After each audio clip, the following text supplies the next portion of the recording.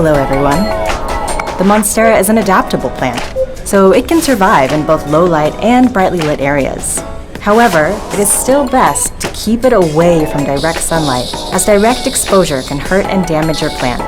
Be sure to regularly give it fertilizer to make sure it stays nice and healthy.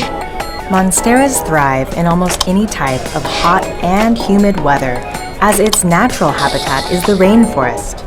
But you have to be extra careful and water your Monstera less during dry weather. Instead, you should be misting twice a week in the morning, so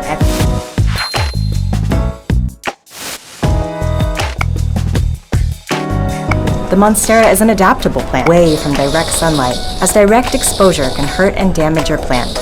Be sure to regularly give it fertilizer to make sure it stays nice and healthy. Monsteras thrive in almost any type of hot and humid weather, as its natural habitat is the rainforest.